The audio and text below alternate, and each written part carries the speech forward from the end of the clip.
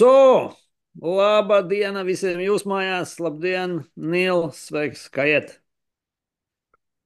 Nu, kāpēc atgriešanās no siltas vietas augstākā? Tā, Slikti? Slikti tas nozīmē. teiksim, tā prasa neliela adaptācija. Tā varētu to noformulēt. Tā tumsa bišķi nomāc. Jā, starp citu, tas ir ļoti loģiski. Tas ir zināms. Tas ir iemesls, kāpēc cilvēki Ziemeļvalstīs reāli cieši vairāk no depresijas un visādām lietām. Tas tieši saistīts ar saules gaismu. Nu, kā visām dzīvām būtnēm mums vajag viņu. Bet to nevar risināt vienkārši ar D vitamīnu. To var diezgan labi risināt ar gaismas terapiju. Izskatās, ka Jā, diezgan labi rezultāti. Starp citu, agrāk pat bija. Es pat atceros, mājās man vecāki lietoja tādu kalnu saulīti saucās. jā. Tagad ir arī tās baltās gaismas lampas. Es Jā. zinu, Džekus, kas lieto, jā. Un tam Respektīvi, izskatās, jā, tu no labi. rīta tur ir svarīgi, cik tur tās minūtes pakļaut sev tai baltajai gaismai. Mhm. Un Bet jau, pētījumi rāda, ka tur ir labi rezultāti tam. Ir sevišķi tiem, kam ir depresijas un jau nopietnāks, to starp tiem ļoti labi palīdz tās gaismas terapijas. bet ar D vitamīnu to nevar vienkārši risināt. Bez nekādām dārgām lampām. Nu, D vitamīns strādā tad, ja tev viņa pietrūkst. Uh, Bet, bet tas ne visiem tā ir. Savukārt gaisma pietrūkst visiem. Nu, tas, ko dara gaisma, viņa dara, izskatās vairāk lietas nekā tikai D vitamīna stimulē. Līdz ar to tā jā. gaisma ir palīdzošā. Nu jā, tur bija kaut kāds viņa to ciklu, Jā. to, jā. Nu, būs, būs jāiegādājās. Mums šīs dienas plānā ir apspriest šo brīnišķīgo izdevumu. Dienas biznesa Latvijas lapas un, un Kristīna Bormane jau cik gadus taisa šo brīnišķīgo Latvijas turīgāko, bagātāko cilvēku sarakstu. Es domāju, ka ir jāapspriež. Nu, tautai ir jāapspriež varoņi savi. Ir jāzina. Īpaši tik svarīgi varoņi, kā bagātākie cilvēki, kuri, joki pie malas, es domāju, tā tad cilvēki, kur reāli pelna naudu, pa kuru mēs visi dzīvojam īstenībā. It sevišķi tie, kas strādā apkalpojošās nozarēs vai tādos sniedz tādus servisus vai pakalpojumus, kurus šie cilvēki izmanto tiešā veidā. Tas ir diezgan liels skaits arī, starp citu, man šķiet. Bet, nu, protams, ka jā, nodokļi. Bet es biju domājis to tādu, nē, tādā visnotaļ ekonomikas, mēs kā valsts, ja mēs viens otram sniedzam pakalpojumu, mēs, protams, radām tādā veidā vērtību, bet mēs neradām jaunu naudu. Jaunu naudu rada tikai eksportējot, vai tā kā mēs kaut ko uz ārzemēm pārdodam, vai tā kā mēs kaut ko eksportējam. Un, un tā nauda, ko mēs apmainamies savā starpā, sniedzot viens otram kaut kādus pakalpojumus, tā nauda jau tikai paliek, tā tikai cirkulē uz vietas. Mums, lai kļūtu bagātākiem kā valstī, mums vajag jaunu naudu. Jaunu naudu ir tikai daži veidi, kā radīt. Protams, tur ir vēl veidi, tur aizņemšanās, Eiropas fondi, protams, ārvalstu tiešās investīcijas, tur vēl. Bet, respektīvi, bet īsti bagāts tur var kļūt tikai var kļūt tā sabiedrība un valsts, kurā ir daudz eksportējoši uzņēmumi, vēlams lieli, superbagāti. Kas daudz kaut ko eksportē un saņem naudu no ārzemēm, pumpē šurp naudu. Un, un tad viņi te tur tā un tā. Un tās, ap citu, ir mana pirmais komentārs par šo sarakstu. Tā tad mums bagātākie, te ir vairāki topi. Un te droši vien ir jāpasaka tas, ka šie bagātāko cilvēku topi tā nav nekāda hard science. Ja. Nu, tas nav tā kā viss 100% precīzi, jo tātad šis ir labākais, ko tu vari iegūt informāciju no publiskiem avotiem. Bet ne visa informācija par cilvēku finansēm ir publiski pieejama. Attiecīgi, šī nav. Un tāpēc ļoti labi, ka šeit ir 5 atsevišķi topi. Šeit ir tātad turīgāko cilvēku, bagātāko cilvēku tops, tur lielāko dividendžu saņēmēju tops, tur labumu guvēju tops, tur bagātāko ģimeņu un tādā garā vairāki atšķirīgi, teiksim, tie griezumi, kurus tad kopā mēs iegūstam kaut kādu ainu. Un tas, kas tur pirmais, otrais, trešais vai kāds, tas nebūtu. Tas tas nav, manuprāt, jāuztver tik ārkārtīgi eksakti. Ja? Mēs tik precīzi nezinām tās lietas. Ja? Varbūt kāds, kurš tur ir, nezinu, tur zemākā sarakstā vietā, patiesībā ir daudz turīgāks kā kāds, kurš ir augstākā vietā. Pēc tā, kas viņam reāli ir nauda pieejama, piemēram. Ja? Ja mēs nezinām publiski, mēs nezinām cilvēku parāda saistības, kredīt saistības, ja, pret tiem aktīviem, ja, kaut ko tādu. Mēs nezinām uzkrātās naudas apjomu. Teiksim, cilvēks izņem dividendēs katru gadu 10 miljonus. Mēs nezinām, cik viņš no tām, kur tas ir palicis, nav palicis, ko viņš ar to ir izdarījis, cik lielā mērā. Varbūt viņš katru gadu no tiem 10 miljoniem 1 miljonu ir ieguldījis bitkoinos, un viņam ir bitkoina māciņš pa pāris miljardiem. Ja? Un tā tālāk. Ir lietas, ko mēs publiski nevaram noteikt. Ja?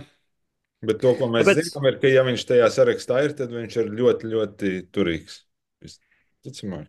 jā, teiksim, šis saraksts, droši vien mēs nevaram apgalvot ar tādu simtprocentīgu pārliecību, ka viņš ir tāds absolūti precīzs, bet droši vien, ka tie turīgākie cilvēki te ir. Viņi te visi ir. Viņi te parādās. Ja? Teiksim, tā. Var droši vien tur diskutēt, kurš tur kurā tur vietā, kā par tiem cipariem, kas tur pie viņiem norādīti, var diskutēt un tā. Bet, principā, es domāju, ka priekšstats noteikti rodās. Ja, Es nolasīšu tiem, kam. pirms tas sāc, es gribu tomēr, man liekas, tajā ir kaut kas atzīmēšanas vērts, ka mums ir turīgāko cilvēku saraksts. Tas kaut kā saskana, mēs vienu reizi ar tevi runājām par to. Tu biji ļoti uzstājīgs, ka nauda ir tas galvenais, tas centrālais avots, ap ko sabiedrībā viss grozās. Un tas ir interesanti, jo mums ir turīgāko cilvēku, un es iedomājos, mums nav tāda Latvijas, piemēram, gudrāko cilvēku saraksts vai Latvijas iejūtīgāko cilvēku sarakstu, bet mums ir bagātāko. Un tas ir tas, kas visus interesē, protams, arī kaut kādā ziņā. Okay. Mums ir kaut kāds tas Latvijas lepnums vai kaut kas tāds, kur ir tā kā Latvijas krietnākie cilvēki vai kaut kas tam līdzīgs. Ir. Jā, bet tas pirmkārt, tas nav saraksts, tur netiek ranžēti. Teiksim, tā, ka šis ir numur viens.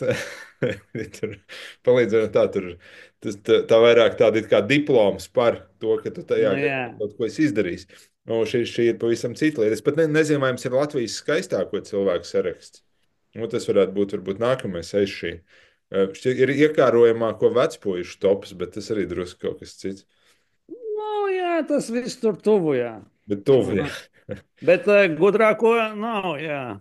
Un labāko rakstnieku saraksts arī nav. Un psihoterapeits. Labi, tikmēr, kamēr nav šo sarakstu, palasīsim bagātāko cilvēku sarakstu. Es palasīšu priekšā tiem, kam varbūt nav pie rokas un tā. Tātad mums bagātākais ir Arnis Rieksniņš no mikrotīkla, un otrā vietā viņa partneris Džons Martins Talijs. Divi bagātākie cilvēki, abi no mikrotīkla. Trešā vietā ir Leonīds Sterkins no Rietumbankas. Un ceturtā vietā ir Vitālijs Čmihovs no Gaujas koks. Un piektā vietā Uldis Mierkalns no Pata. Es domāju, tālāk neiesim, pilnīgi pietiks ar pirmajiem 5. Jau, manuprāt, mēs varam kaut ko par to pateikt. Te ir tie cipari. Bagātākajiem tā tad ir kā 227 miljoni eiro. Jā, 220, otrajam arī 226, tur piektajam ap 100. Tā. Tāda tas ar kārtu ir tas, kas ir tātad pēc aktīvu vērtības. Tā. Tas iznāk, ka mums nav miljardieru. Jā, tas ir noteikti viena no tēmām, par ko te jāparunā. Mums nav miljardieru, un vispār, es nezinu par tām metodoloģijām. Par tām metodoloģijām tur iespējams var strīdēties, noteikti var strīdēties. Kā tie saraksti dažādās valstīs tiek veidoti, es precīzi tik sīki nezinu. Bet, piemēram, Lietuvas bagātākais cilvēks. Viņam ir 2,8 miljārdi Ģedimins Žiemelis. Un tie cipari ir tādi, ka Latvijas 10 bagātākajiem cilvēkiem nav pat puse no tā, cik vienam Lietuvas bagātākam cilvēkam. Tieši tas pats attiecās uz Igaunijas bagātākiem cilvēkiem. Lietuvā tāds ir 5 miljardieri. Mums nav neviena. Lietuvai 5 miljardieri. Igaunijā ir 2 vai 3. Nu, restīvi divi Wise, tās kartes, tās nodrošināšanas sistēmas dibinātāji, tāds fintech startups, ja? Uh, Kristo Kērmen un Tavet Hinkus, nu, vai tam līdzīgi. Hinrikus. Viņi, viņiem ir katram, viņiem vienam ir 2,16, vienam 1,56 miljardi. Nu, respektīvi, viņi divatā nosedz visu Latvijas bagātāko sarakstu. Un tā. Un, tas ir tā ir viena no lietām, kas durās acīs. Es saku, es nezinu, vai tur ir metodoloģijas problēmas, lai gan īsti nē. Tās vaigas vērtība ir, viņi super veiksmīgi. Viņi uzlika biržā to savu startupu, un tā ir reāla biržas cena. Tur var ļoti precīzi, nu, teiksim, noteikt to viņu aktīvu vērtību. Un tas trešais džeks, kas tuvojās miljardam Igaunijā, ir Bolt, mūsu mīļā Bolt, ar ko mēs visi braucam un lietojam Bolt īpašnieks un izgudrotājs. Un tā. Un, nu, tur ir valuācija, kas var, nu, tā varbūt nebūtu baigi eksakti, bet tas ir tas, kas krīt acīs. Latviešu bagātākie cilvēki ir pilnīgi nabagi salīdzinājumā ar Lietuvas un Igaunijas bagātākajiem cilvēkiem. Tā tas Kas ir izskatās. tas, ko Lietuvas miljardieri dara? Lietuvas miljardieris, tas ir vēl viens kauns Latvijai. Es nezinu, kā mēs ar to varam sadzīvot. Jo Lietuvas bagātākajam cilvēkam, tam miljardierim, viņam pieder avio kompānija. Viņam pieder super veiksmīga avio kompānija. Nu, neprasa neko sīkāk. Nu, es nezinu ne par viņu, ne par aviācijas biznesu, neko, nu, teiksim, un tādā, bet viņam pieder avio kompānija, un viņš ir nopelnījis to naudu avio biznesā. Jā, nu jā, Avio Solution Groups un Smart Links. Uh, Kas jā. lido no Rīgas lidostas arī diezgan. Jā, viņi bāzēta Rīgā, jā, un tā tā. Restīvi, viņš ir tāds džeks, nu, teiksim, un tā. Tā kā, jā, tas ir kauns Latvijai. Es domāju, ar to viņš pazemo Latviju. Nu, tādā, ja mēs maksājam miljardu, pusmiljardu, esam iegrūduši kompānijā, kur nevis pelna, ir nopelnījusi miljardus, bet kur zaudē simtiem miljonu. Un tā kaut kā. Jā, tāds. Tāds izstāsta mums pirmais iespējas par to sarakstu.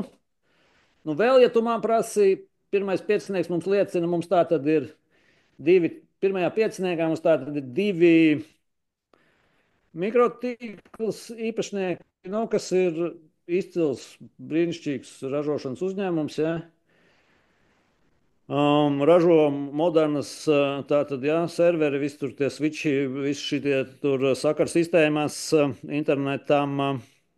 Nu, brīnišķīgs uzņēmums konkurē ar Cisco un tur pasaules gigantiem un ražo, cik es saprotu, tikpat labus, kvalitīvas tās lietas. Un, un īpašnieks ziedo daudz universitātēm, nodrošina pa velti tur simtiem tūkstošu vērtas sistēmas, tur bērnu slimnīcas fondam, bērnu slimnīcai tur pa miljonu katru gadu vai kaut ko tādu. Nu, tādi, bet nu, ļoti arī nepubliski un tā tālāk. Rietumbankā Sterkins, nu, tie, tie ir tie ir iespaidīgi dinozauri. Tā tad iedomājieties, tie ir cilvēki, kurus no tās paudzes banķieriem. Nu, principā visi ir vai nošauti, vai cietumā, vai bankrotējuši. Tur vispār, ļoti rēts, kurš vispār ir izdzīvojis līdz mūsdienām. Viņi ne tikai ir izdzīvojuši, viņi ir pārdzīvojuši visus. Pāreksus un es nezinu, tur. Nu, visus viņi ir pārdzīvojuši, visas krīzes izdzīvojuši. Visas iespējamās, nu, nezinu, tur visus 90. Krievijas pirmo defaultu, tagad, protams, 2008. gadu, tad finanšu šito mūsu kapitāla remontu viņi ir izdzīvojuši, kurus vēl neizdzīvoja visādi Belokoņi pēdējie un ABLV. Tad vēl, nu, viņi visu ir izdzīvojuši, viņi kaut ko māk, un viņiem vēl aizvien iet tā tad super. Es pieņemu, ka viņi arī ir eksportējošs uzņēmums, tāpatās kā mikrotīkls un sekojošie. Tā kā nu, visu cieņu un tā tālāk. Ko viņa Un tad, banka jā, eksportē? Tie ir kaut kādi finanšu pakalpojumi. Es tā domāju, visas mūsu bankas visu laiku bija līdz finanšu eksportam, šitam remontam un līdz karam viņi dzīvoja uz finanšu pakalpojumu eksportu. Principā, ja? Teiksim, viņi piedāvāja finanšu šos visādus pakalpojumus austrumu dažādām valstīm, tuvāk un tālāk, ja teiksim, un tā tālāk. Tagad tas biznesa modelis visādu gan juridisku, gan politisku, gan visādu iemeslu dēļ, es pieņemu, ir stipri samazinājies vai kā. Iespējams, viņiem, es nezinu, arī negribu izlikties, ka es zinu kaut ko par lietām, par kurām es neko nezinu, bet viņiem iet labi. Teiksim, un nezinu, vai tas ir iekšējā tirgū. Teiksim, tā. Bet ir kaut kādas idejas, kas atšķir viņus, piemēram, no visiem pārējiem. No Kargina, no AB bankas, no visiem tevis tur uzskaitītiem. Jo droši vien, ka ir atšķirības, bet ļoti interesanti būtu saprast, kas. Tā kā. Es esmu ticies tiem cilvēkiem, bet es viņus nepazīstu tik labi, lai es varētu spriest personiski. Un, protams, saprotams, ka kāds teiks, ka tas, ka viņi ir ebreji, noteikti ir būtisks faktors, bet es tam nepiekritīšu, jo ebreji mums ir bijuši pa pilnam arī citās bankās un citos un tā tālāk. Kaut ko šie konkrētie cilvēki, šī konkrētā komanda, Suharenko arī ir tālāk, zemāk sarakstā, vēl viens Rietumbankas lielākais akcionārs. Kaut ko viņi māca, kaut ko viņi tiešām māca un dara ļoti pareizi. Bet es nevaru sīkāk nokomentēt. Es nezinu, un tā. Man viņi vienmēr tā intuitīvi un simboliski likusies kaut kas ļoti tuvs ABLV bankai. Vismaz nišas ziņā, un abi ir mēģinājuši tur reizēm sevi parādīt kā mākslas mecenātus vai sponsorus. Man bija kādreiz, ja tur sadarbība ar AB banku, es nedaudz vairāk varbūt biju ar to kontaktā, un tāpēc man grūti saprast, kā. Un tajā ir kaut kas interesants, ka vieniem nesanāk, un otrs tas neskar, lai arī it kā šķiet, ka tās varētu būt, tiem vajadzētu būt diezgan līdzīgiem stāstiem, bet, tas kā ar cilvēkiem, ir kā līdzīgas izējas pozīcijas, bet viens iztur daudz ilgāk to ceļu, un otrs nē. Droši vien kaut kādas personības iezīmes visticamāk. Nešaubīgi tur ir personības iezīmes un kaut kādas iemaņas un talanti, teiksim, kuri ir ļāvuši šī biznesā. Rietumbankas, ap citu, kā tu būsi pamanījis, ir tagad liels Dailas teātrī, ja? Jā. Sponsors, ja? Un pateicoties viņam bija tās Malkoviču izrādes pie mums un tā. Tā kā, visu cieņu. Labi, 4. 5. Tātad 4. mums ir Vitālijs Čmihovs no Gaujas koka. Tā tad Vitālijs Šmīkovs, visu cieņu. Starp citu, viņš ir kanādietis. Es nezinu, kā tā īsti. Viņš ir Kanādas pilsonis. Viņš, pareizāk sakot, viņš bija Latvijas nepilsonis. Viņš bija Latvijas nepilsonis, un kaut kā viņam, protams, kā daudziem Latvijas nepilsoņiem, tā situācija nelikās komfortablā. Un viņš rezultātā kļuva par Kanādas pilsoni. Bet es negribu tas cienījams ražojošs, eksportējošs uzņēmums. Tieši tādu uzņēmumu mums vajadzīgi vairāk un vairāk. Un tā. Uldis Mierkalns Pāta. Pāta vispār ir lielāks uzņēmums par to Gaujas koku daudz. Nezinu, kā te viņiem, kas te ir noticis, bet arī es pazīstu Mierkalnu. Mierkalns ir tāds ražošanas manieks. Viņš, nezinu, viņš var runāt par kaut kādu jaunu robotu, tur, nezinu, un jebkura lieka nauda tiks uzreiz ieguldīta kaut kādā, nezinu, tur, lai uzlabotu kalti priekš, nezinu, Japānas farmācijas kompāniju paletēm, kurām vajag īpaši kaut ko izkaltētu. Restīvi, un viņš nemitīgi būvē tās rūpnīcas un paplašina tur un uzlabo un robotizē. Es abrīnoju tādus cilvēkus. Vienkārši abrīnojami.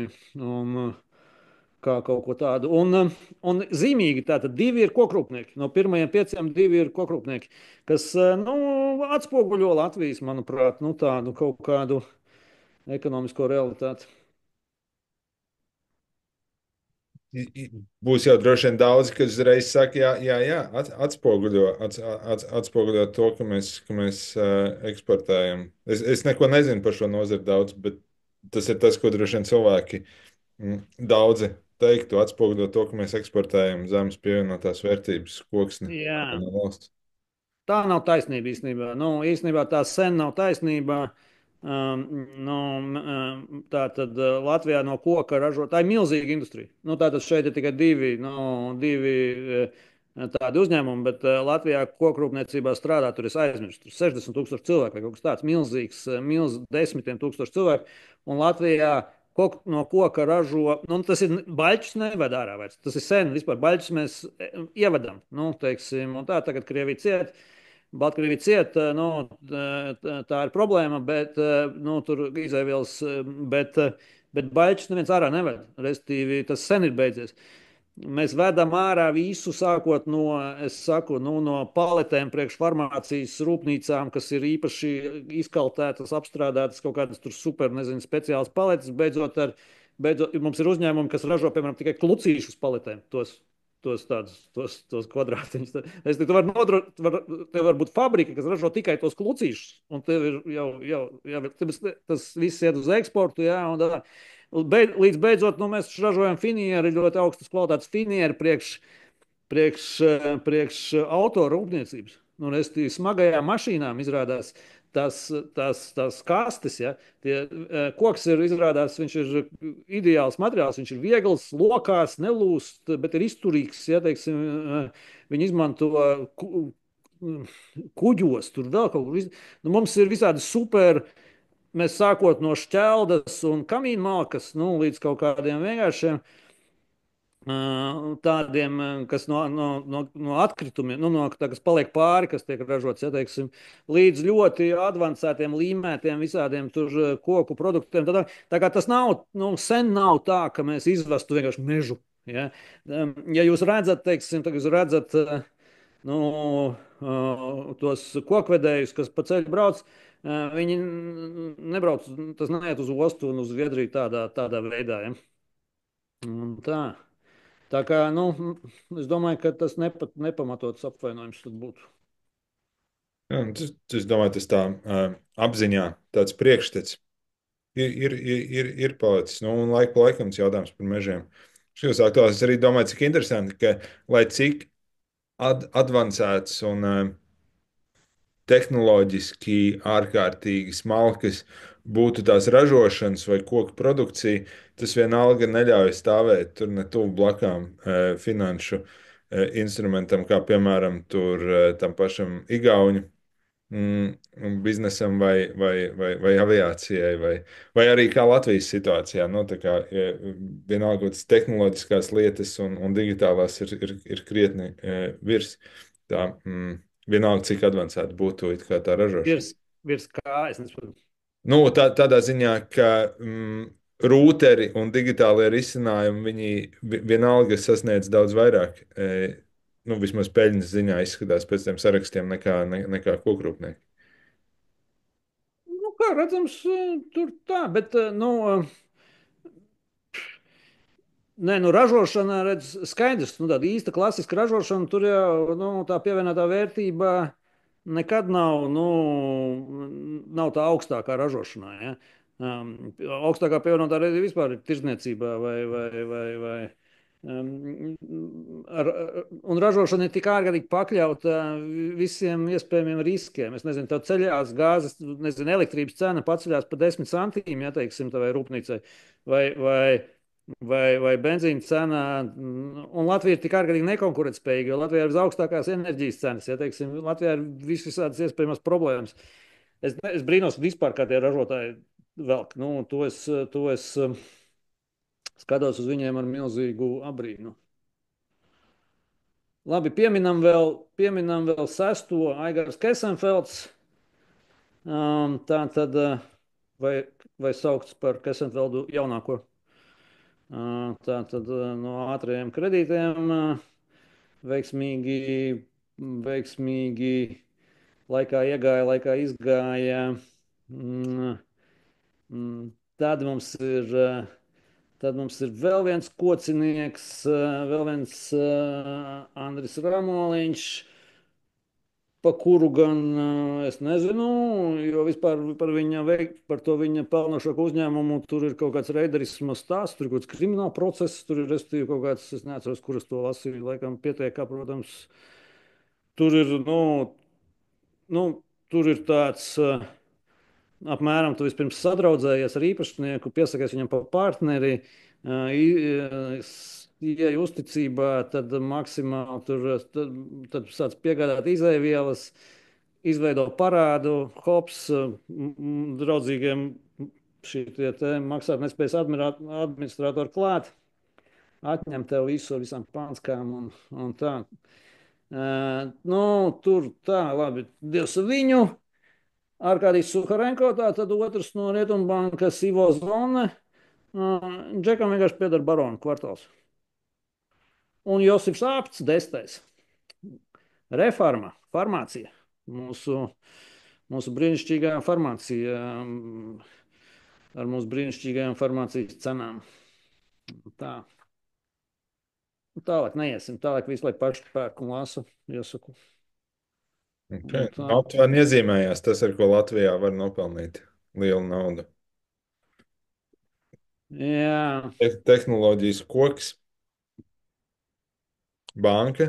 Ja ir veiksmīgi, izdodas kaut kāds noslēpums tur noturēt nišu un farmācijā. Bet, zini, man ir reāls jautājums vienmēr šajā sakarā, kas man interesē patiesībā daudz vairāk nekā tas, ar ko varbūt nodarbojas katrs konkrētais tur uzņēmējs.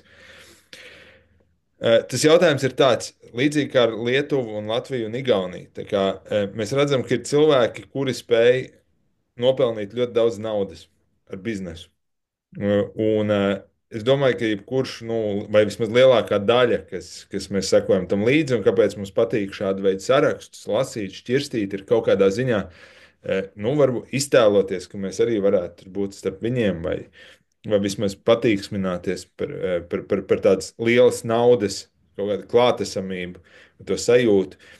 Bet tas, ko es bieži esmu domājis, man līdz galam nav izdevies saprast to atbildi. Kas ir tas, nu, kāpēc tieši šie cilvēki? Tā kā, kāpēc? Kas viņiem tāds ir, kas nav pārējiem vairumam cilvēku, kuri, nu, varbūt liela daļa no mums nemēģina izveidot biznesu. Es esmu kaut kad par to nopietni domājis, un es, piemēram, esmu atdūries pret tādu, to pat varētu saukt kaut kādu sienas sajūtu, kurā šķiet, ka tajā, tas nav tikai par to, ka izdomāt, ko vajadzētu darīt. Tas nav tikai par to, kā izpētīt tirgu, tas nav par kaut kādām lielām, tur, teiksim, darba spējām. Tā kā tās visas lietas ir diezgan daudziem cilvēkiem.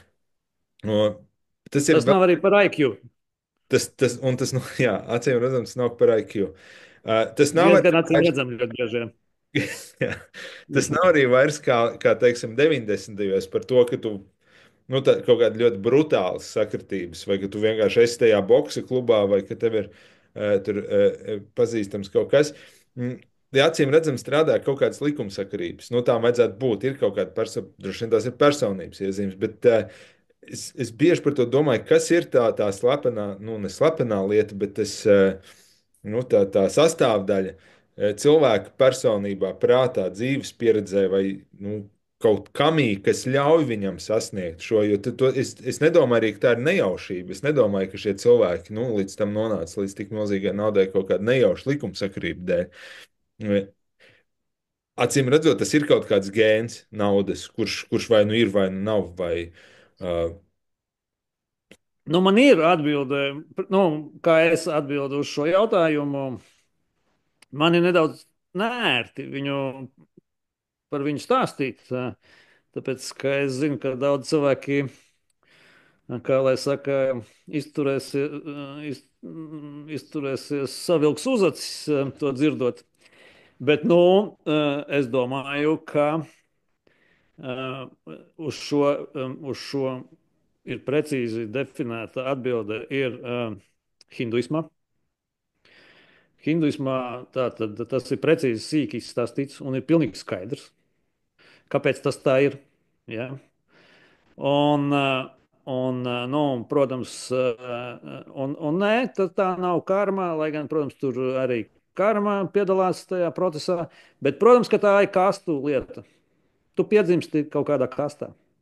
Tu piedzimsti ar kaut kādiem dotumiem, kuri ir, nu, tā tad. Tātad hinduismā koncepts ir tāds, ka tu esi dievs, tu esi dievs, kurš spēlē lomu, kurš spēlē teātri. Tu esi, tu esi, mēs katrs esam dievs. Tu esi dievs, es esmu dievs. Vienkārši dievs caur tevi šobrīd spēlē kaut kādu lomu. Un tā ir noteikta caur kastu sistēmu. Viens no veidiem, kā tas ir noteikts, ir kastu sistēma. Cilvēki ir dažādi. Cilvēki piedzimst ar piemēroti dažādām lomām.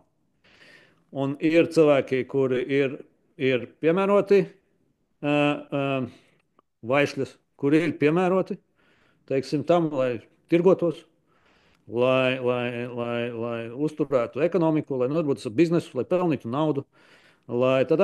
Tas ir viņu, tā ir viņu saka, dzīves programma, kur Dievs viņos ir ielicis. Un mēs to redzam dzīvi. Un tad ir kšātrī, kas ir karavīri, kuri nevar nodarboties ar biznesu. Viņi ir savādāk uzkonstruēti cilvēki. Bet viņi izpildīs pavēles, viņi darīs, viņi būs pašaizliedzīgi, viņi ies nāvē, ja vajadzēs, viņi būs disciplinēti, tas ir cits komplekts, ja, teiksim, ar īpašībām. Protams, mums ir brahmaņi, kas mums ir ar mākslu, un garīgo, un filozofiju, un reliģiju, un tā tālāk. Un mums ir cilvēki, kuri strādā apkalpošanas sfērā, un tā tālāk. Un mēs redzam, ka tā ir, manuprāt, mēs redzam, ka tā dzīvē ir. Ir cilvēki, kuri viņi tā kā radīti tam, lai nodarbotos ar biznesu. Un viņiem tas patīk un padodas, un viņi neredz sevi nekur citur un vispār nesaprot neko citu, kā var darīt kaut ko citu dzīvē. Ja? Teiksim, un viņi nu, arī viens gūst lielākus panākumus, viens mazākus, kā nu, tur teiksim tā, bet nu, viņi dara savu lietu un viņi atšķirās tikai ar to, ne ar ko citu.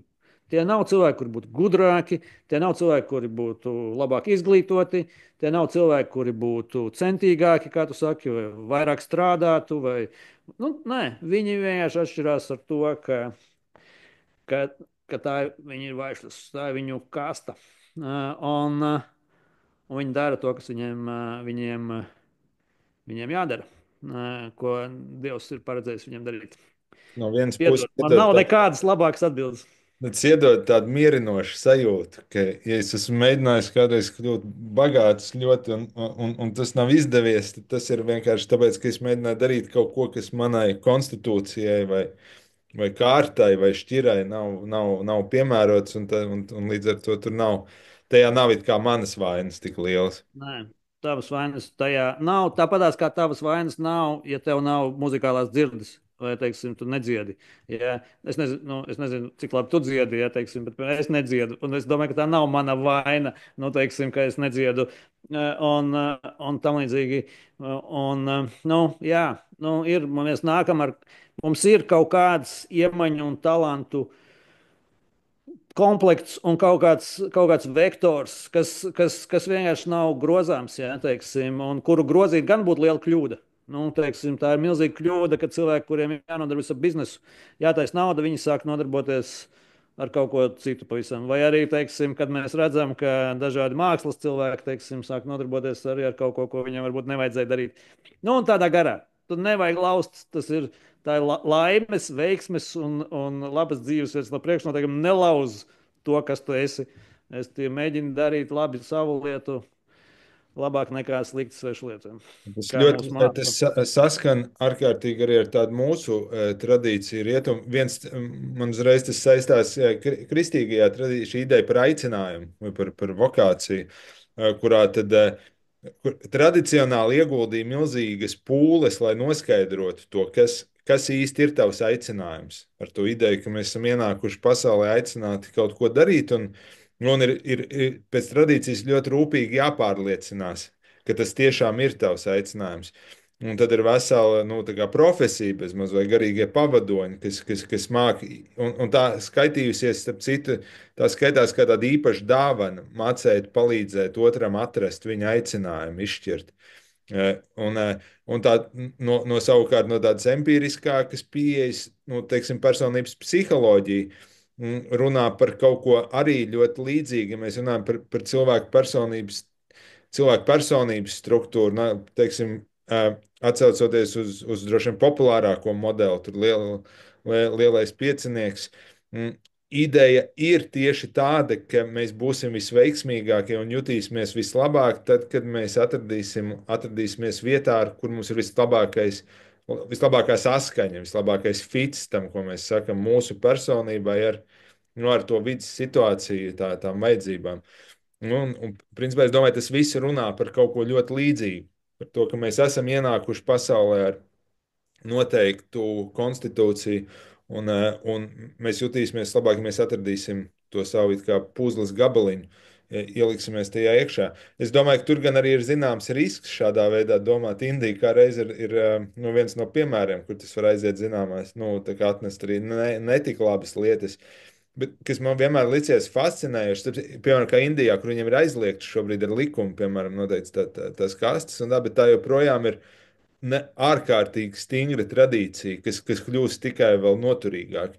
Man tas vienmēr licies fascinējoši, kā, piemēram, Eiropā, nu, šī te šķiru cīņas ideja, mm, un it kā vienlīdzības ideja, bet tas, ko mēs redzam dzīvē, vienmēr ir, ka, lai vai kādas pārmaiņas būtu sabiedrībā, lai vai cik mēs mēģinātu izlīdzināt tās šķiras vai ieviest kaut kādu jaunu režīmu, kurš vispār viņus iznīcina, tad pirmā lieta, kas notiek, šķiras atkal sakārtojās. Tā kā sabiedrība sakārtojās šķirās momentāli.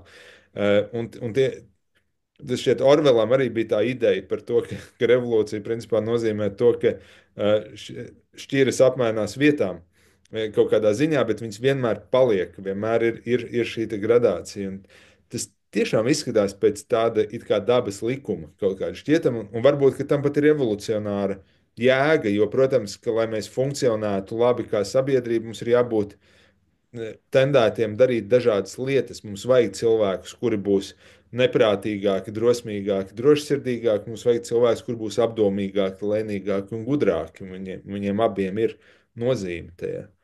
Un mums vajag, lai smadzeņu ķirurgi operē smadzenes, un lai viņiem nav tomēr jātīra toaletes. Nu, un tā, ja, teiksim, un nevajag mainīt. Jā, bet, nu, Indijā, nu, tur jau, protams, liela, nu, es negribu to kaut kā ir ar šo, ja kastu sistēmas ideju pārceļ uz sociālo politisko dzīvi, tur rodas visas šīs problēmas, ja, teiksim, kuras Indija cenšas novērst. Jo, protams, ka nu, es uzskatu, tas arī nav pieļaujams un aplami, ka it kā tavu piederību kastē nosaka vienkārši kādā ģimenē tu esi piedzimis. Tā, manuprāt, tas arī nestrādā. Nu, teiksim, manuprāt, tas ir kaut kā, šis dabas likums strādā kaut kā sarežģītāk. Ja? Jo, nu, un tas nav tā, ka teiksim, tur šudras ģimenē, ne, nu, tad visi tavi pēcnācēji ir šudras. Nezinu, es nezinu. Manuprāt, dzīvē mēs redzam, ka jebkurā ģimenē var piedzimt brahmanis. Ja? Nu, teiksim, drīzāk tur tāda Tibetas budisma izpratne man būtu tuvāka, kur mēs redzam, ka, teiksim, Dalailam atrod. Dalailam var piedzimt jebkurā ģimenē. Ja? Randam ģimenē piedzimst Dalailam. Ja? Un, manuprāt, nu, tā ir. Jebkurā ģimenē var piedzimt jebkuras konstitūcijas un nu, vektoru cilvēks. Ja? Un tā. Un Indija jau cenšas novērst, viņiem jau necīnās pret teiksim, to hinduismu filozofiju, viņi cīnās pret to sociālo diskrimināciju, nu, kura tur arī teiksim, seko šai te visnotaļ nu, teiksim, prātīgajai filozofijai. Un seko kaut kādos kroplos veidos. Un to, protams, tur ir jātiek galā. Domāju, jā. Bet jā, grūti, Indijā grūti. Jā. Bet tad, Klau, nu, tad iznāk, ka jautājums ir šāds. Latvijas, ja mēs atgriežamies atkal pie Latvijas situācijas, mēs pieņemam, nu, es domāju, tur daudz neiebildīs. Latvijas, piemēram, politiskā vadība nav bijusi pārāk veiksmīga. Nu, tā korekti to ieliekot apgalvojumā, kam droši vien piekrist vairākums. Tad kas ir noticis? Politikā ir nonākuši cilvēki, kuru konstitūcija patiesībā būtu paredzējusi viņiem nodarboties ar biznesu vai apkalpojošo sfēru, vai otra lieta, vai vispār tā ir iespējams, ka būtu tas ne tikai tādā individuālajā, bet kolektīvā līmenī. Varbūt, ka mums nav sabiedrībā, varbūt, ka mēs kā, vai ir šķira kaut kāda konkrētai tautai un valstī, piemēram, kopumā, varbūt, ka mēs kopumā neesam, piemēram, uzņēmēji. Uh, nu, šī te kaste, un tie nav ne starp mums, ne arī mēs kā kopums tādi neesam. Nu, un tāpēc mēs, piemēram, iekrītam tur aiz lietuviešiem, pat tur tā, ka mums nav neviens miljardieris beigās. Nu, es teiktu, kā izskaidrot tās lietas, jo no vienas puses varbūt tad risinājums būtu meklēt tos aicinājumus un trenēt cilvēkus, atpazīt savus, un jau skolās mēģināt atpazīt tos, kuri ir politiķi, un kuri ir biznesmeņi, un kuri ir karotāji, un virzīt viņus tālāk pa atbilstošiem vektoriem. Bet tad tas paredzētu to, ka sabiedrībā mums ir tie cilvēki. Jā, nu, es domāju, tur daudz sarežģītu jautājumu. Nu, es domāju, ka mēs esam vienkārši agrīgi maza tauta. Mēs esam vienkārši agrīgi maza tauta, un nu, teiksim, ja mēs skatāmies no tāda, nezinu, tur no Atmans ir Brahmans perspektīvas, tur saprot, tur miljonus cilvēku, tas, nu, tur neizdalās atsevišķi nekā. Un varbūt, ka visi Brahmaņi vai lielākā daļa vienkārši viņi piedzim Viļņā, nevis, nu, te pat blakām. Nu, nu, tā, ja. Um, es domāju, ka jā. Nu, es domāju, ka tur ir kaut kas. Mēs redzam, latvieši ir ārkārtīgi veiksmīgi mākslās. Es domāju, mēs varam to novērot. Manuprāt, nu, teiksim, mums ir nu, priekš tik mazas tautas, mums ir, manuprāt, nu, liels skaits, neproporcionāli liels skaits, nezinu, tur pasaules slavenu diriģentu, nezinu, tur Operas solists. režisoru, un tā tālāk, nu, operas solistu, un, nu,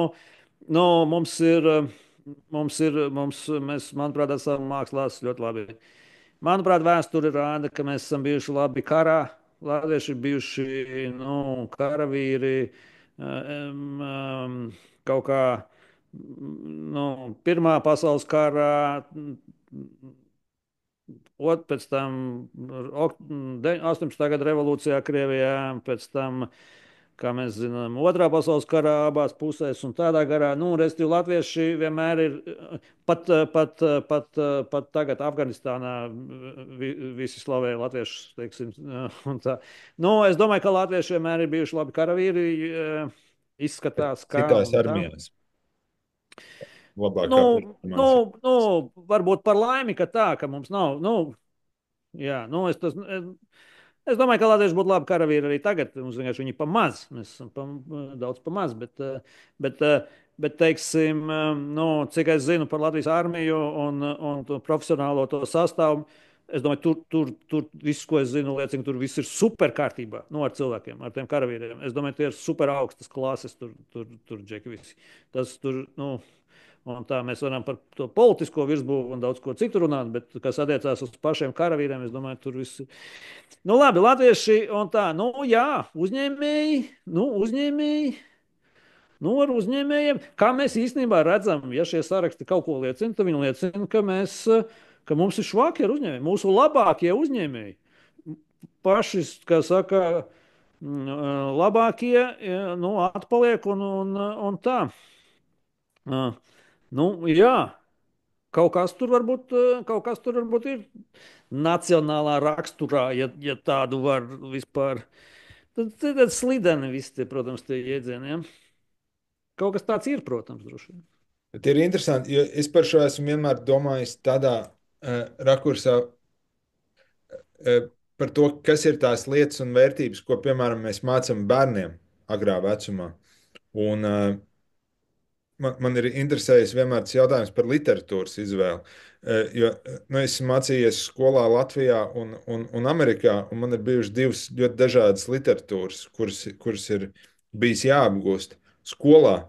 Un, ja mēs paskatāmies vērtības, kas ir latviešu literatūrā, tās ir parasti ļoti pieticīgas vērtības. Tas ir pazemība un ārkārtīgi smags darbs, nu, parasti ganos vai lauksaimniecībā par ārkārtīgi mazu vai nemazu samaksu. Nebeidz, ir vēl sliktāk, vēl sliktāk. Ja tu esi centīgs un gribi no tā izrausties, tu ej bojā. Jā, Atraitas dēls. Ko viņš cīnījās, cīnījās, cīnījās, cīnījās, tika līdz tai Pēterburgai, ja, kur tur mācīties. Tā nomira. Nu, un tā tālāk. Plūdonim viss šis cibiņš, es nezinu, nu, un Lāčplēsis mums arī neizšķirts, nu, nacionālais varonis. Un tādā garā, restīvi, es nezinu, nāvis ēnā, nu, vai runājot par un uzņēmēju Tupēns darbību, Dauka, kaķīšu aiziet dziedāms, nomirst, ja. kur principā labais uzņēmējs zaudē, bankrotē un tiek parādīts, ka nu, tajā tu nevari būt reizē labs un pelnošs uzņēmējs, piemēram. Un tad ir pretstatā, nu, teiksim, tā Rietuma Eiropa, vai manā gadījumā es to varu salīdzināt ar Amerikas, bet arī Britu literatūru, kur Toms Sojers, man šķiet, nu, tāds absolūti klasisks piemērs, ko māca bērniem skolā. Nu, tāda principā, kur jau pirmā nodaļa sākas ar to, kā viņš izdomā pelnīt naudu, un vēl pie reizes pierunājot kādu citu darīt to, ko viņš pats negrib darīt. Nu, tā kā dubults, it kā dubults izveicīgums, kaut kāda izmanība, veiklība.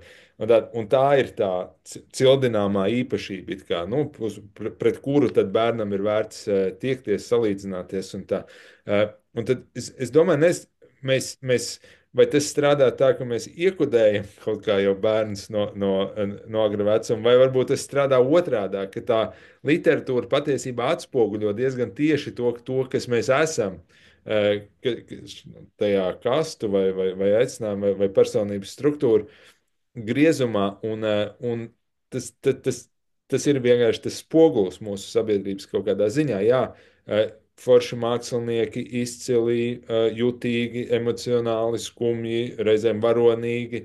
Tas viss mēs esam, bet ne tā sadaļa par nu, kaut kādu līderību, politisko vadību, biznesu, naudas pelnīšanu, varbūt gudrību arī šajā ziņā. Te es gribētu izmantot iespēju pāriet pie tēmas, kuru mēs vienā sarunā iesākām, un kuru mums arī pēc tam komentāros lūdza pabeigt. Un tā, kas man arī gribās pabeigt par to, kā zināt, kāds es patiesībā esmu, jo nu, es pats sevi nezinu, kāds es esmu, un nevaru pats sevi redzēt objektīvi, un arī man īsti nav neviens, kas var pastāstīt, un tā tālāk. Un šī sakarā tas, kas sasaucās ar ko tu saki tagad. Ir tāda teorija, diezgan populāra, izplatīta, ka tas, kas es esmu, vai kas es esmu, ir vidējais no 5 cilvēkiem, ar ko es pavadu kopā visvairāk laika.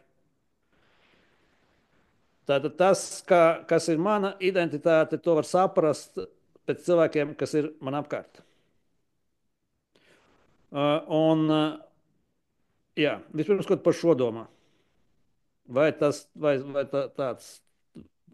vai tas ir leģitīvi tā domāt? No vienas puses, pilnīgi noteikti es piekrīstu, ka ir vērts domāt par identitāti saistībā ar to, kas es esmu attiecībās ar citiem cilvēkiem, īpaši ar sev tuviem. Bet es domāju, ka ar zināmām atrunām, jo pirmkārt, ir ceļš latviešiem droši vien skaitlis 5 varētu likties diezgan augsts. Ok, ok. Jā, tas ir ļoti augsts skaitlis. Jā. Nu, otrs var jau arī dažādi sakrist. Nu, piemēram, mēs jau varam nonākt attiecībās dažādu iemeslu dēļ ar dažādiem cilvēkiem, un tas varbūt nevienmēr nu, formēs mūsu identitāti visbūtiskākajā veidā. Bet varbūt, ka nē. Nevis formēs, bet tas ir. Mēs nevaram nonākt cilvēku, ko mēs pavadām kopā laiku. Nu, labi, mēs runājam tā kā plus mīnus brīvprātīgi. Es nedomāju, ka cietumā tos 10 gadus. Es tieši šos variantus arī Nē, domāju. nē, nu, tas skaidrs. Par to izslēdzot tos variantus. Normālā dzīvē. Nu, teiksim, tu pavadi laiku kopā ar kaut kādiem cilvēkiem. Daļu no viņiem nu, tu izvēlējies, daļu neizvēlējies, nu, teiksim, ģimeni, jā, un tā tālāk. Bet, nu, bet arī ar ģimeni. Nu, ja tu viņu nepavadi ar viņu, ja tev viņi kaut kā nelīmējas. Tad tie cilvēki, ko tu pavadi kopā laiku, pasties, kas viņi ir, tu vari pateikt, kas tu esi pats. Vai ne? Bet tautas apziņa jau glabā it kā, to kā tādu prātu pasaki, kas ir tavi draugi un Jā, jā. spēlēt. Bet vai tad Absolūti. Starp citu, ar Bībeles vecajā derībā, gudrības grāmatā, ir arī šī pati ideja. Ļoti rūpīgi izvēlēties cilvēkus, ar kuriem tu pavadi laiku. Jo tā ideja ir tā, ka tu kļūsi tāds kā viņi. Uh, Jā, es domāju, tur ir milzīga no šī te ideja, jau cilvēki to diezgan agri ir sapratuši, ka tas tā tiešām darbojas. Es pat domāju, ka tam ir kaut kādā ziņā arī bioķīmisks pamats. Protams, ka mēs kā ļoti sociālas būtnes, mēs adaptējamies un pievelkamies un veidojam to identitāti līdzīgu tiem cilvēkiem, kas mums ir apkārt. Nu, tā grupas jā, veidošanās tam ir saistība ar izdzīvošanas instinktiem un vispārējo. Droši vien, tā, kad mēs esam jaunāki, tas notiek īpaši izteikti un redzam, nu, pusauģu grupās to var ļoti labi redzēt. Viņi pusaudzis nonāk jaunā grupā, viņš burtiski pieņem tās grupas identitāti, apģērbā, runas veidā, manierēs, visā. Kad mēs kļūstam vecāki, tā identitāte ir stabilāka, bet joprojām, es domāju, pilnīgi noteikti. It sevišķi tāpēc, ka būtu grūti sev iztēloties ārpus šo te, nu, minēto piecu cilvēku loka, tā kā, kas es varētu būt, ja es nebūtu šajās attiecībās, vai kāds es varētu būt. es interesējoties par šo tēmu, tur rakājos, meklēju kaut kādus pētījumus un atradu pētījumu, kurš vispār saka, ka tā tad tevi iespaido ne tikai tie cilvēki, ar kuriem tu pavadi laiku kopā, bet arī viņu draugi, pat ja tie nav tavi draugi. Nu, piemēram, ja man ir draugs un viņa draugs smēķē, nu tad, ja man ir draugs un viņš smēķē, tad tur tā varbūtība, ka es smēķēšu, pieaug tur uzreiz, nezinu, tur un tā tālāk. Vai, ja man ir draugs un viņam ir liekais svars, tad uzreiz pieaug iespēja, ka arī man būs liekais svars. Bet tur tā korelācija ļoti stipra. Bet ir vājāka. Bet vienalga ir, ka pat ja mans draugs nesmēķē, bet viņam draugs smēķē, tad tas vienalga palielina iespēju, ka es smēķēšu. Tā kā tur kaut kā šis strādā ārkārtīgi spēcīgi, tie cilvēki nosaka. Jā. Un tur ir vēl kas interesants. Jautājums tā tad ir. Vai es šos cilvēkus, kā es šos cilvēkus izvēlos, un vai vispār tā ir tāda, cik tas ir brīvas gribas akts nosacīt, izvēlēties šos cilvēkus? Nu, piemēram, tā tad, nu, romantiskās attiecības, mīlestības attiecībās. Tu jau neizvēlies, kurā cilvēkā tu iemīlēsies. Tu to nevari izvēlēt. Tu kādā cilvēkā iemīlies. Bet kādā citā nē. Tas tā kā nav atkarīgs no tevis. Un līdzīgi jau ar, manuprāt, ļoti, nu, arī ar, teiksim, draudzību. Tu kādu cilvēku, nu, jums izveidojas, nu, tu gribi ar viņu draudzēties, tev viņš patīk, tev ar viņu ir labi, un ar kādu citu nē. Tu jau to neizvēlies. Draudzēšos es ar to un to. Tā jau tas, nu, visbiežāk nestrādā. Nu, tā tu vari gribēt draudzēties ar to un to, bet, bet, bet tas ir patiesībā ārpus varbūt tavas izvēles. Līdz ar to beigās tie cilvēki, kas ir tev apkārt, tā nav tava varbūt tāda tā kā īsti apzinātu izvēļu virkne. Tas ir kaut kas neapzināts, no tevīm arī neatkarīgs ļoti daudzējādi var būt. Kas ir tie cilvēki, ar kuriem tu beigās pavadi vairāk laika? Kaut kādā ziņā noteikti, jo es domāju arī par, nu, uh, reizēm jau liela loma ir tādām triviālām lietām, kā apstākļiem, piemēram, vai atrašanās vietai. Nu, tas varbūt izklausās banāli, bet reizēm tā ir taisnība. Dažreiz pietiek ar to, ka tu atrodies pareizajā vietā un laikā. Vienkārši sakrīt lietas. Un reizēm tas nesakrīt. Un katrā attiecībās arī mīlestībā, jā, tur ir divi vienmēr iesaistīti. Un es varu mīlēt, vai es varu gribēt draudzēties, un tas būs atkarīgs no otra. mm, Kā viņš par to respondēs. Bet reizē no otras puses mēs jau tomēr izjūtam šo vibrāciju, mēs rezonējam ar kaut kādā ziņā līdzīgiem cilvēkiem vai cilvēkiem, kur no abām pusēm varētu šī te interese būt. Ļoti rēti mēs rezonējam, teiksim, nu, pilnīgi nesaistītās it kā dimensijās. Bet es gribu pateikt vienu lietu no personiskās pieredzes, kas man liekas viena no gudrākajām lietām, ko esmu dzīvē jebkad izdarījis. Esmu izdarījis, nu, es, protams, esmu darījis ļoti daudz muļķīgu lietu un neefektīvu, bet es kaut kā diezgan agri sapratu, un tas jau bija jau pusauģu gados, ka ir nenormāla nozīme tam, ar kādiem cilvēkiem es nonāku kontaktā. Un es ļoti ilgi, nu, līdz kaut kādiem 30 gadiem, es mērķiecīgi to darīju, ka es mēģināju vienkārši nonākt kontaktā ar cilvēkiem, kuri man likās vai nu dzīvē kaut ko daudz sasnieguši, vai gudri, vai vērtīgi, vai talantīgi. Un es to darīju ļoti apzināti, ļoti dažādos veidos. Bieži tas nestrādāja, un reizēm tas strādāja. Man varbūt arī bija tā privilēģija nonākt un reizēm pat sastrādāties kopā ar, nu, ar cilvēkiem, kas ieņēma liels, svarīgu lomu pēc tam manā dzīvē, tur politikā, mākslā, dažādi. Un, tā bija ārkārtīgi, man šķiet, tā ir ļoti, ļoti prātīga dzīves stratēģija, ceļš dzīves pirmajā posmā, to darīt. Es to bieži arī saviem klientiem un pacientiem to tā iesaku, kā vienu no svarīgākajām lietām nonākt kontaktā ar tiem tieši to lietu, dēļ, ko tu minēji. Tāpēc, ka tas būs tas, kas tev formēs un ietekmēs. Es zinu, ka priekš manis tās ir bijušas visvērtīgākās lietas, kas esmu visvairāk iemācījies, un man tieši visas veiksmīgās lietas, ko es varu darīt tagad, ir tāpēc, ka man ir bijusi iespēja un tāda privilēģija, nu, viņas pārņemt. Bieži diezgan tiešā veidā.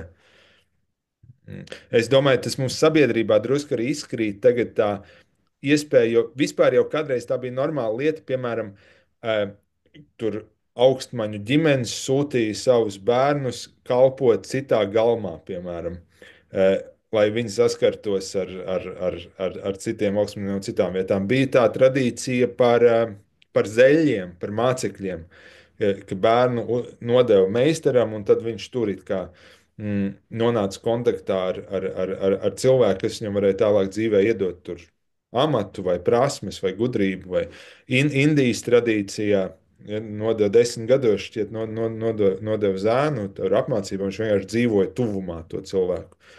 Nu, mūsdienās tādas struktūras it kā tam tiešā veidā nav, bet nu, ir daudz vairāk iespēju to pašam kaut kā regulēt. Nē, nu, izglītība, nu, tāpēc jau ir tās visas dārgās skolas un dārgās augstskolas, kur visi grib tikt un maksā lielu naudu un tā tālāk. Tas, ko viņas tev piedāvā, ir, nu, ka tu būsi starp īpašiem, ļoti īpašiem cilvēkiem. Jā. Ļoti īpašiem, ļoti atlasītiem cilvēkiem, ļoti ilgā un ļoti svarīgā savas dzīves posmā. Un tas noteiks, kas tu esi. Jā. Un tas noteiks, kas tu esi. Jo tās zināšanas jau, nu, rupi izsakoties, kuras tu iegūsi, nezinu, tur Jēlā vai Oksfordā, nu, zini, tu viņus var iegūt arī mājās bezmaz. Nu, nav jau nekas tāds, nekāda noslēpuma jau nav. Nu, tā. Bet tas, ko tu nevari iegūt nekur citur, ja, ir tā vide, nu, un tas mikroklimats, nu, un vide, kur veido tie konkrētie pasniedzēji un tie konkrētie studenti. Viņus tu vienkārši ar viņiem kopā būtu, pavadīt laiku.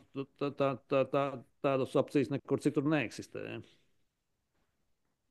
Šī ir tā lieta, ko cilvēki neņem vērā, kad ir tās diskusijas. Nu, kāda jēga tur, kā mainīsies augstākā izglītība, vai ka visu tagad var internetā attālināti. Un tā ir taisnība. Tieši tā kā tu saki, kur sērā var skatīties Jēlas un Harvardas kursus bez maksas. Un var ļoti labi redzēt, ka tie kursi ir labi, bet nav maģiski. Jā. Bet nekad. Es arī domāju, ka tā augstākā izglītība pārvērtīsies par ļoti ekskluzīvu lietu. Un tas veicinās, protams, šķiru nostiprināšanos vēl jau vairāk, tāpēc, ka būs cilvēki, kuri varēs atļauties būt tur uz vietas un būt kopā. Būs cilvēki, jā, kas zinās varbūt to pašu vai kaut ko līdzīgu, bet viņiem nebūs tās personību transformējošās pieredzes, nebūs kontakti, nebūs saikni. Bet tā tad, rezumējot šo, tā tad mēs varētu teikt, ka, ja tavs mērķis ir pašizaugsme un pilnveidošanās un tā tālāk, vienkārši ir vērts ik pa brīdim apskatīties uz cilvēkiem sev apkārt, vai vai tas ir tas, kas tu gribi būt. Kaut kā tā. Un varbūt tajā ir kaut kas jāmaina. Kaut kā tā. Tad tas tā, tas var izklausīties skarbi, bet jā, es domāju, ka jā. Man šķiet, ka vispār tajā visā ir divas lietas, ko cilvēks var darīt.